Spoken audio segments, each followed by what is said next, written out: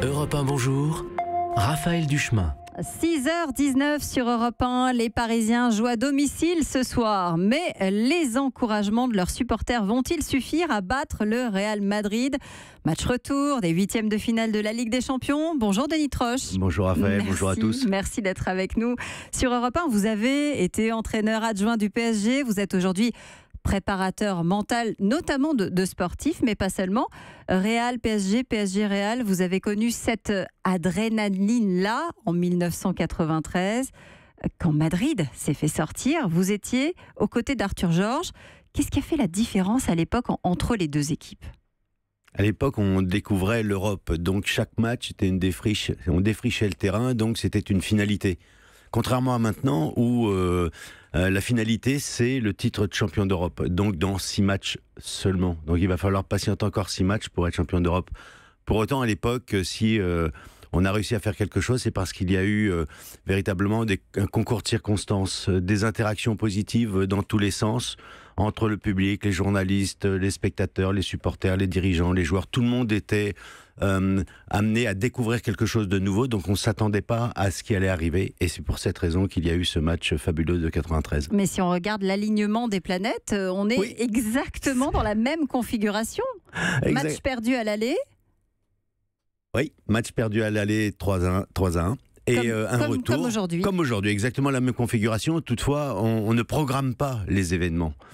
Et ça ne sera de toute façon pas un événement au même titre que le match historique de 93, puisque les Parisiens doivent finalement gagner cette Champions League. Donc ça sera un passage obligé, mais qui peut marquer aussi l'histoire du nouveau PSG. Alors, depuis hier soir, nos Parisiens, ils sont au vert, évidemment, à Rueil-Malmaison. On l'a entendu dans le journal des sports de Jérôme Lacroix.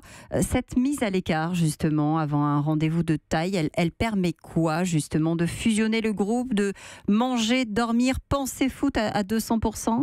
Non, c'est tout simplement de se mettre dans une bulle poreuse, c'est-à-dire une bulle où on est entre nous, mais il y a tout de même des interactions extérieures. On entend ce qui se passe à l'extérieur, on lit.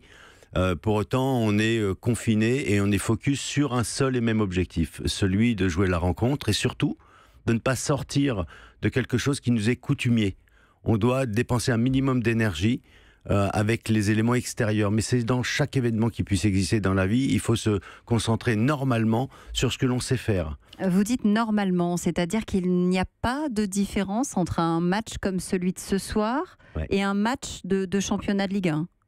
J'ai envie de dire... Oui, il ne devrait pas y en avoir. Non, il ne devrait pas y en avoir. Et on va gérer simplement le hors-norme. On prend les matchs les uns après les autres. Oui, on prend les matchs comme ils viennent, exactement. Il faut prendre les matchs comme ils viennent, les uns après les autres. Mais surtout, il faut garder de l'énergie pour les choses extraordinaires. Ce qui va sortir de l'ordinaire pendant cette rencontre. Parce qu'il va y avoir des moments clés. Il va falloir les gérer le mieux possible. Et pour cette raison, il faut être lucide, concentré et avoir le maximum de ressources à cet instant-là. On a vu les banderoles des supporters devant l'hôtel. Une disait notamment « Ensemble, on va le faire ». Ce « ensemble », cette communion, ce « on » collectif, c'est aussi ça finalement qui compte dans un match à enjeu ? Essentiellement. Seul, on ne peut pas réussir quelque chose de magique. Et pour que ça reste ancré, marqué dans la vie d'une personne, d'un club, il est nécessaire de le faire de façon collégiale. Le partage est nécessaire pour marquer l'histoire. Autrement, ça reste qu'un souvenir perso. Mara Simba le disait très bien, 13e et 14e homme, pas le 12e.